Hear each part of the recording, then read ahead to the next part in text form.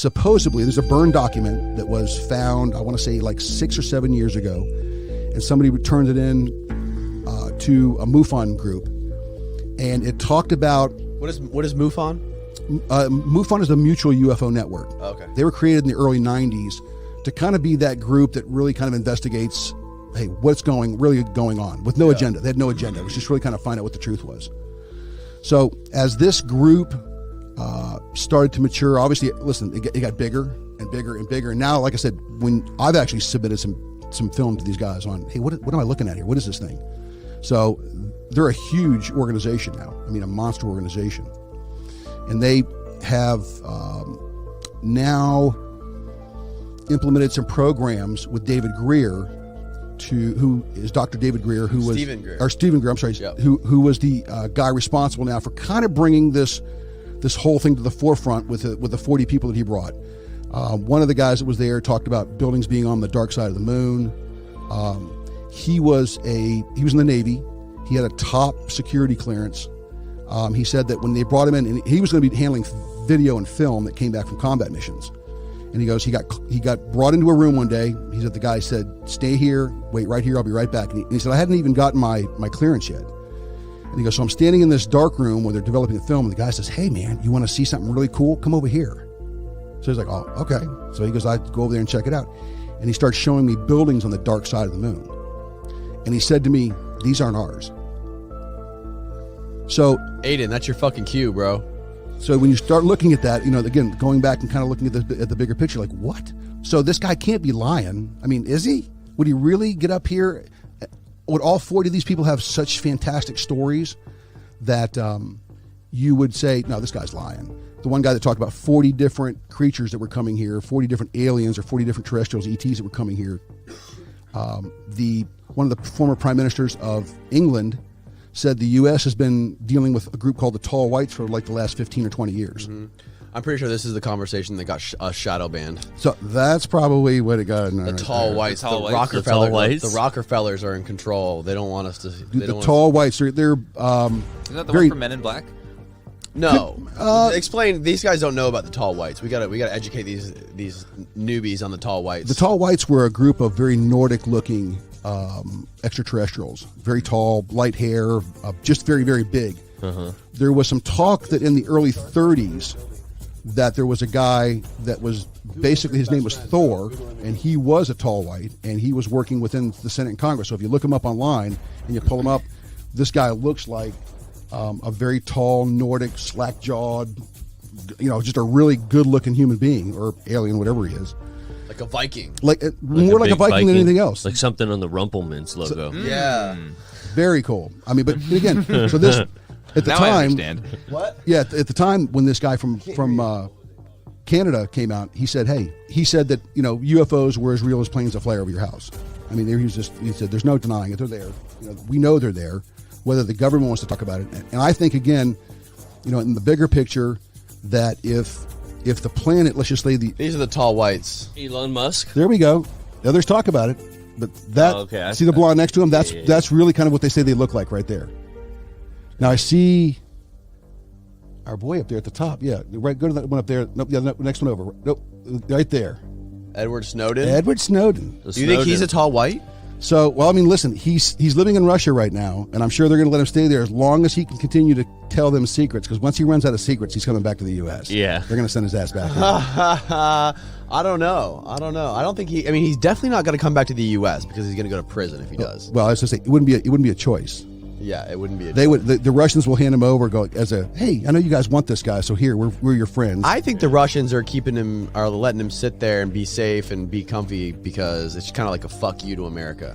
I definitely go with that. For sure. They, like I say, I think that they think they've got the upper hand with having a guy like him. Yeah. So, I mean, I've listened to him talk. He's definitely a smart guy. Mm-hmm. Definitely an intel guy for sure. Yeah. Is he playing the game? Probably. But somebody somewhere is dealing with, and I think this is how it works out. I think each country has found a UFO. And I think that each country is kind of doing what they do to develop that information as quickly as possible. And I think whoever's running the show is kind of watching that, trying to figure out, okay, who's my best student here? Mm-hmm. Who's really the smartest of all the groups? when you go back and if you look at humanity and how many times we've been wiped off the planet, and you're back on the planet and then wiped off the planet again, and whether this is through natural selection or if it's through the Great Flood or if it's through some sort of virus or disease. Or meteor. Whatever it was, would kill everybody off. And then all of a sudden, somehow the Earth would repopulate. And so today, there's more people on the planet today than ever recorded history. Why is that? And I think if you look at one thing that has changed more so than anything, it's the way that we develop and cast out from our cars all the carbon dioxide. The planet likes carbon dioxide. The trees like carbon dioxide. So I think that we became so good at that's really what they wanted. So I think we're kind of like a bacteria. I don't think that, it's the same way as if we see a bug on the ground, we kind of look at it and walk over it. I think they kind of do the same thing with us. And I think they monitor us, though, to obviously see what the health of us is. You want the bacteria to keep doing what it's doing. And I think when you look at kind of the history of mankind, I mean, we live near the water, we overpopulate, we destroy everything. If you look at a good virus or a good, toe fungus, you get, and pretty soon all of a sudden the toe fungus is taking the nail off. And I think that's kind of what happens here. And I think so they start to watch that here recently in Egypt. Now, let me back up. About 40 years ago in the Sinai Desert, they found this green glass. And they couldn't really figure out where the green glass came from, other than the guys who were head of our nuclear program here back in the States knew that when they set these bombs off in Vegas, in Nevada, that they, right near the center of where the blast was, the sand would melt and it would turn green. So they came back and started looking at the rocks and were like, well, I mean, check this out. They found one of the, on King Tut's coffin, they found this green beetle.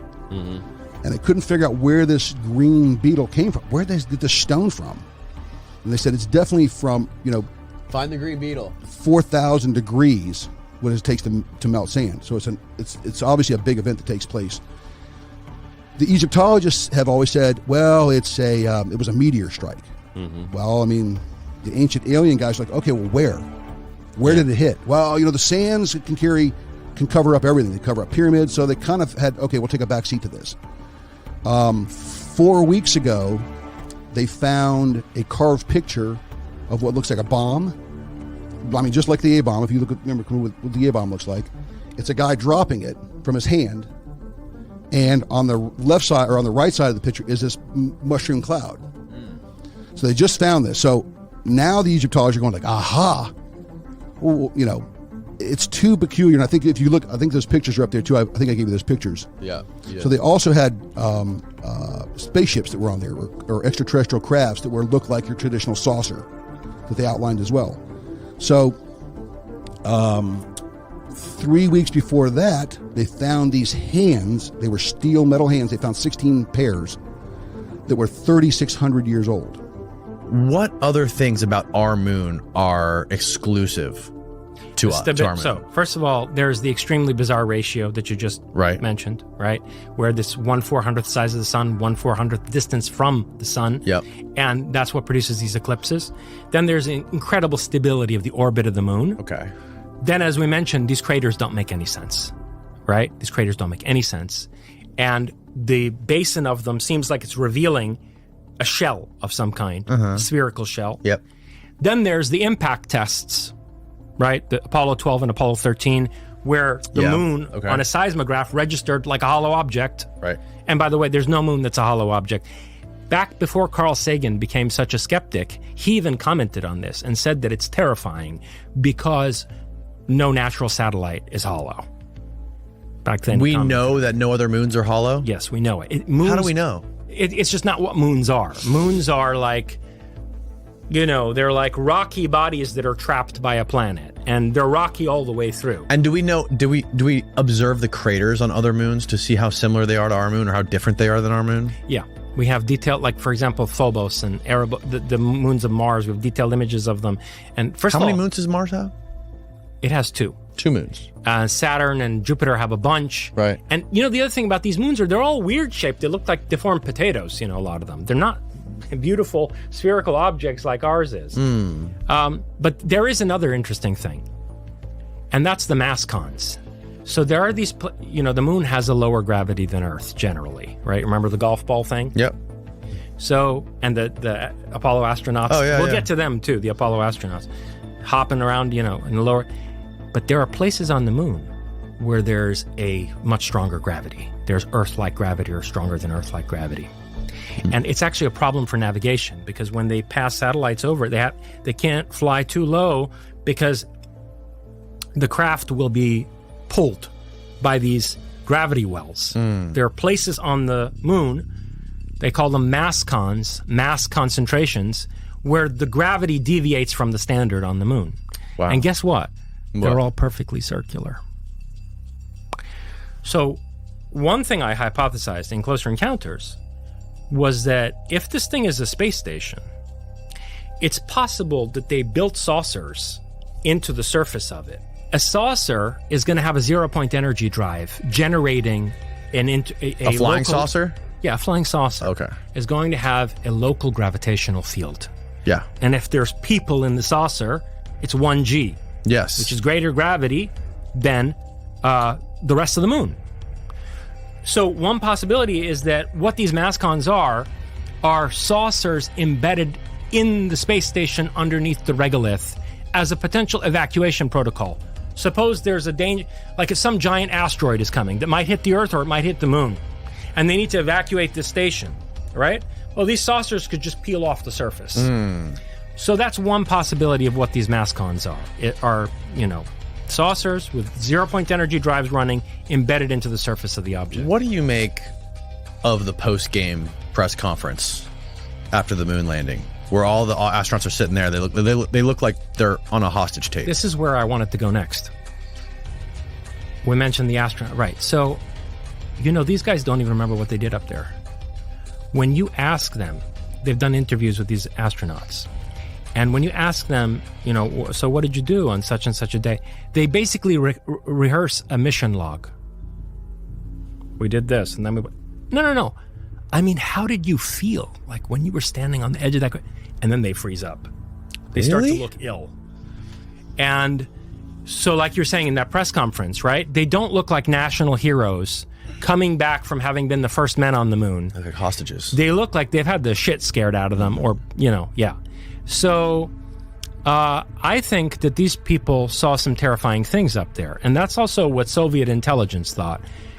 In Timothy Good's book, Above Top Secret, British UFO researcher, was close to Admiral Norton, Admiral Lord Hill Norton, British Navy, was one of the people who endorsed his Timothy Good's work. And in his book, Above Top Secret, Timothy Good recounts a meeting between British intelligence and Soviet intelligence back during the Cold War. And the Soviets said, we were listening to the medical channel during Apollo. They had a channel that they would use to report back like medical emergencies, things they didn't want the public to hear. A separate channel from the one that was being broadcast across television. And, unsurprisingly, the KGB had found access to this. They weren't supposed to have access. Even our ham radio operators were listening to this in America. Some ham radio operators said that they were able to pick up on this too. So the Soviets said, we heard Armstrong and Apollo 11 say, these babies are huge. They're huge. They're warning us off. They're on the edge of the crater. And there's this whole conversation on the medical channel about how the Apollo 11 astronauts were effectively assaulted and scared off by huge spacecraft on the moon, which were not there to greet them. They got the sense that they were there to say, get the hell out of here. Both 400 times smaller than the sun and 400 times closer than it, so that when we have these eclipses, they're exactly the same size in the sky from Earth. That's insane. It is insane. There's a lot of insanity about the moon. If people are interested, I can recommend a book called Who Built the Moon? Who Built the Moon? Who Built the Moon? Wonderful book. And it sort of gets into a lot of the anomalies about the moon. And it's one people don't realize it's like very unique. We've never, ever observed another sort of planet-moon relationship like we have with our moon. And the fact of the matter is life wouldn't exist on this planet without the moon there, without the moon creating intertidal zones. There's There's all sorts of anomalies about the moon itself. It's, it's 25% the size of the Earth, but about, I think, 4 or 5% its mass. So it's vastly lighter and yet stronger at the same time too. There's a really strange dynamic. Stronger? It's stronger, yeah. So it's like it should be deforming at a different rate based on its density and the gravitational pull that's exerted on it by the planet. In fact, there's all these gravitational anomalies on the moon. We've detected like different levels of gravity in different places on the moon. But what is interesting about the moon is that because there's no atmosphere, we can see the craters that are on it, right? And some of the craters are massive, like they're like 400 kilometers across. Right. But they only ever go to a certain depth. They only ever go, like, I think it's a couple of kilometers deep. Like that, it's like we know the mechanics of like crater dynamics, right? Yeah. So we can see this on the Earth and on other planets. When stuff hits and it's bigger, it's going to go deeper. On the moon, everything stops at this one uniform depth, no matter how big the crater is. It's as if it's like this, there's this softer material on top for a couple of kilometers, and then it's some hard shell that it just bounces off, and it just nothing penetrates. I think it's like 2 or 3 kilometers or something. But there's this really interesting study on the crater depths. No matter the size of the crater, it only ever goes in so deep. Yeah, the thing about the moon is insane. Like it's pretty fucking wild when you start to dig into it. I mean, it gets pretty really like tinfoil hat, but It does, but there's no good explanation for how the moon got there. Like, it's very unique. The mainstream explanation for how the moon got there is very suspect and is admittedly very suspect by the people that even come up with it. Like, they're Really? like, this is kind of the way we think it kind of come. Yeah, it's the double big whack theory. I think I was explaining to you. Yeah. It's this idea that because the moon is so lightweight and less dense, it's like surface material from planet Earth is what it's formed of, is what they think. So, something splattered into a primordial Earth hard enough, like a protoplanet or something hit us, to take off this huge amount of mass, volume of mass, not specifically mass, but only surface mass, like not because people don't realize, like, Earth is iron. Like we are 40, I think the most abundant element on the planet is iron. It's like 47% iron. Like we are hard rock in space. Like the surface stuff, not so much. There's not as much iron out here, but obviously the moon's not made of iron. So something hits the Earth really hard, takes that much material out into an orbit around the planet, and then eventually it correlates and sort of forms the moon as it is. But that impact into Earth would have left it spinning at a high rate, such that it needed another impact from exactly the right direction and exactly the right speed, hitting the Earth at exactly the right point to slow it down to our current rotational speed and dynamics. So it's what they call the double big whack theory. double big whack theory. Yeah, so 2 big whacks into the Earth is how they approximate, billions of years ago, of course, that this somehow happened. And it's not a very strong, like, people are like, the probability is super, super low for that possibility to happen. They don't really know. Most of the people that dig into the moon get to the point where, like, just scratching their head going, we don't really know how it got here. But if you were to design a system to support life, if you were to create an environment to support life, then it's pretty perfect. Like, it doesn't get any more perfect almost. Like, we need the moon. We need the Earth in the specific location it is. We need the tilt of the Earth to give us that seasonality. The moon gives us those intertidal zones with its gravity, and those are the areas on the planet where life first emerged and evolved. It's remarkable how necessary the moon is for life on the planet, and it's almost as if you were designing like a little test kit for life or a habitat for life. You absolutely need the moon there. And this is another analogy on an extension of the whole technology discussion. It's like, as technology evolves, we were talking about space flight and stuff before. Imagine now we go to space, right? We have to use spaceships and small things and lightweight composite materials because we're trying to overcome forces of gravity and nature. But let's assume that sometime in the distant future, we have fundamental control over the forces of nature. Gravity. We can control gravity. We can control the elements, like those fundamental forces of nature. What does a spaceship stops to look like a spaceship at some point, and it might start to look like something like a small planet. Like, if you can control gravity and the forces of nature to the point where you can create whatever you want, if you were to create a spaceship or an environment to go into space with, it might start to look a lot like a small planet or a moon.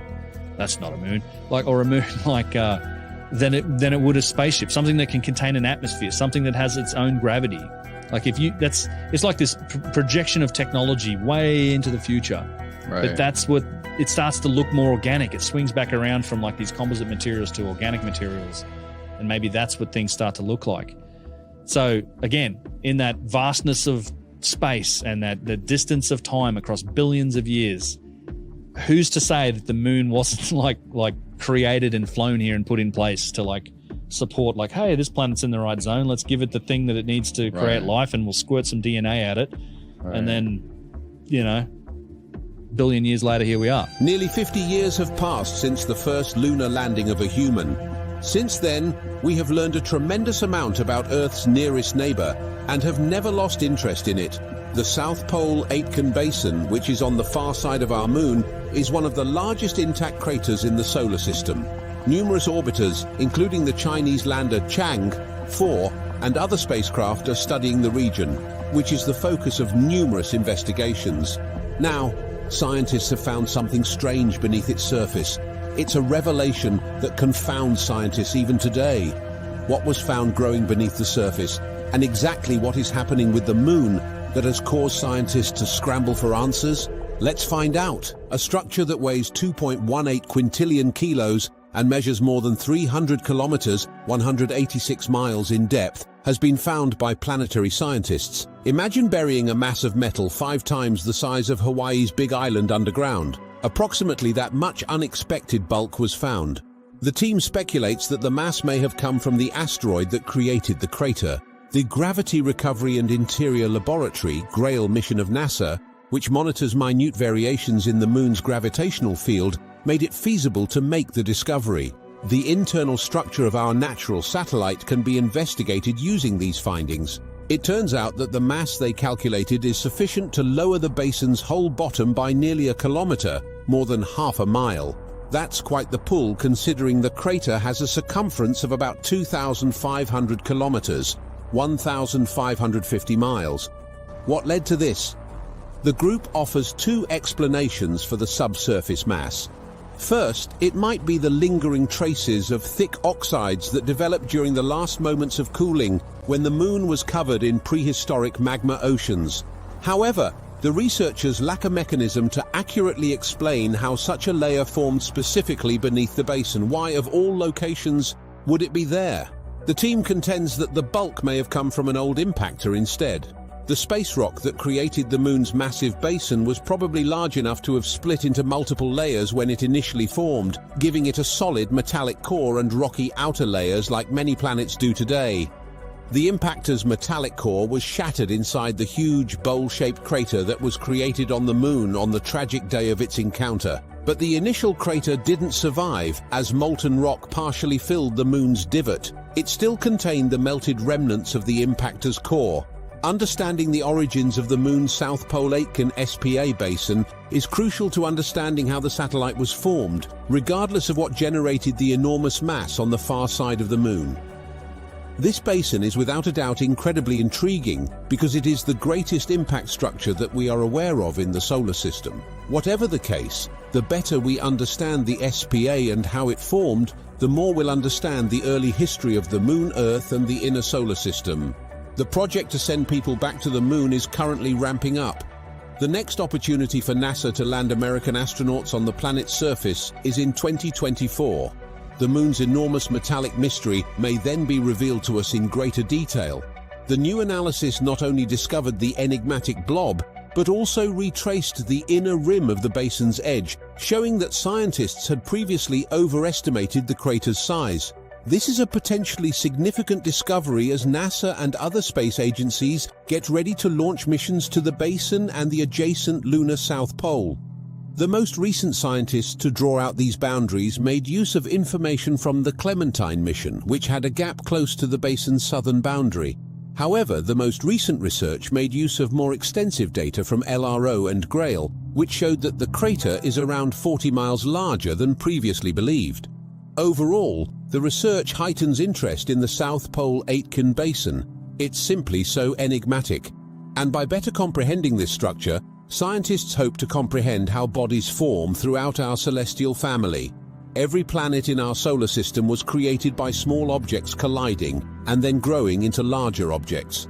On Earth, plate tectonic's ongoing churn has been progressively eroding the planet's old surface and its record of historic collisions. However, the Moon, which still has a surface that is billions of years old, provides a remarkable record of the cataclysmic events that generated one of the largest known impact basins in our solar system's neighborhood when it was still a baby. According to a recent study, the enigmatic grooves that score the lunar surface may have been made by a tiny planet that collided with the Moon billions of years ago and was at least as big as New Jersey. And according to researchers, this discovery could provide insight into a turbulent period of impact bombardment that formerly affected Earth and the rest of the inner solar system. Researchers looked at the region around Mare Imbrium, which is Latin for the Sea of Showers. The right eye of the man in the Moon is represented by this dark region in the northwest quadrant of the near side of the Moon, which is the side that faces Earth. The largest basin on the near side of the Moon, the Imbrium Basin, contains Mare Imbrium. The 160-kilometer wide, 720-mile basin was thought to have been formed by a massive ancient cosmic impact and then filled with enormous lava lakes before cooling to become dark rock. Grooves and gashes around Mare Imbrium are big enough to be observed with even a tiny telescope from Earth. On the southeast edge of the Imbrium Basin, these features, collectively referred to as the Imbrium sculpture, are concentrated. Numerous components of the Imbrium sculpture extend forth from the basin's center like the spokes of a wheel. The Imbrium Basin and Imbrium sculpture were thought to have been formed by a massive asteroid impact around 3.8 billion years ago. It appears that this asteroid was moving from the northwest to the southeast when it impacted the Moon at an angle rather than straight on, sending debris in a southeast direction. However, previous research found additional grooves in the Imbrium sculpture that did not radiate from the basin's center in addition to the features that did. Instead, it appears that they originated in an area to the northwest of the basin's center. The orientations of grooves and elongated secondary craters on the Moon, together with the positions of the Apollo landing sites, helped researchers predict the trajectories of the material released from the Imbrium impact basin. Instead of forming parallel trends that correspond to the fragments coming from various regions of the Imbrium asteroid rather than ejecta from the Moon, one set does not converge. It was really unclear what these additional grooves were for. Nobody was entirely certain of their origin, but Schultz and his co-author David Crawford from Albuquerque, New Mexico's Sandia National Laboratories think they may have found the answer. Their findings imply that a massive asteroid large enough to qualify as a protoplanet or baby planet produced the Imbrium Basin and Imbrium sculpture. Schultz and Crawford used the vertical gun range at NASA's Ames Research Center in Mountain View, California, to conduct hypervelocity impact experiments to find out more about the event that may have generated the Imbrium. In these trials, a 14-foot, 4.25-meter cannon was used to fire tiny bullets at speeds of up to 11,200 miles per hour, 18,000 kilometers per hour, while impact plates and high-speed cameras captured information on the encounters. The researchers discovered that a high-speed bullet frequently began fragmenting after making contact with a surface during a low-angle collision. The sides and top of the projectile would break off and continue moving quickly along the projectile's original trajectory to scour the surface, while the bottom of the projectile would leave a crater. The grooves from these bits would seem to come from a location that is roughly equivalent to the distance between the projectile's bottom and its top and sides, and is slightly offset from the crater created by the majority of the projectile. The experts hypothesized that pieces of the striking asteroid's top and sides that snapped off as it struck the Moon engraved the mysterious grooves of the Imbrium sculpture. Up to 25% of the asteroid in Imbrium may have separated from the actual crash, and several of the pieces completely fled the Moon. The size of this Imbrium asteroid was estimated by scientists using computer models that examined these grooves. According to earlier calculations, the Imbrium asteroid was only approximately 50 miles, 80 kilometers across. But according to these recent discoveries, the impactor may have actually measured roughly 150 miles, 250 kilometers across, or the equivalent of New Jersey's length. comparison of the impactor's scours from experiments and those from a computer model of an asteroid with a 100-kilometer diameter. Physical mechanisms that affect the projectile's outcome at high speeds were found in lab studies and also apply on a much bigger scale. Actually, that is a low-end estimate. It was possible that it measured up to 300 kilometers, 185 miles. The researchers also discovered that a number of additional basins on the Moon might have been formed by protoplanet impacts that were oblique. For instance, they predicted that asteroids larger than previously thought may have formed the Moscovienza and Orientale basins on the Moon's far side, which are each roughly 62 and 68 miles, 100 and 110 kilometers, across. All in all, the researchers speculate that the asteroid belt may have originally been home to many protoplanets. According to Schultz, the huge basins that we can see on the Moon and in other places are the remnants of extinct giants. The researchers stated that collisions with these protoplanets could account for a significant portion of the impacts that pounded the Moon and the rest of the inner solar system between 4.1 billion and 3.7 billion years ago, known as the Late Heavy Bombardment. After impact, thousands of pieces that were torn off the Imbrium asteroid and other protoplanets would have continued to travel through space and strike further targets. These relics from the past may have made a significant contribution to the impact record we observe on the Moon and other terrestrial planets. The Moon, on the other hand, is getting smaller. In addition, scientists have discovered that as our satellite's crust contracts, it tugs on cliff-like fissures on the surface, causing numerous moonquakes. The scarps, which are thought to be no more than 50 million years old, are dispersed across the surface of the Moon in a massive worldwide network. Scarps may have developed as the Moon's interior cooled and contracted, as suggested by their age and dispersion. However, the scientists questioned if scarps were more actively involved in lunar tectonics. 4 seismometers on the Apollo expedition recorded measurements for the investigation, which examined 28 moonquakes with magnitudes ranging from 2 to 5 on Earth. According to the study, they calculated the epicenters of the earthquakes using new methods and compared those sites to the locations of the scarp in LRO photos. A thrust fault was found to be the source of 8 of the moonquakes because they occurred within 19 miles, 31 kilometers, of the fault. The Moon was in or close to apogee, the point in its orbit that is furthest from Earth, for 6 of those earthquakes. The possibility of a moonquake occurring increases during apogee due to increased gravitational pressures pulling on the Moon's crust and thrust faults. Additionally, evidence from LRO images revealed that the Moon is still shrinking, which is tugging on the scarps and causing new moonquakes. These and other intriguing discoveries highlight the necessity of returning to the Moon, even though there is still plenty to learn from the Apollo data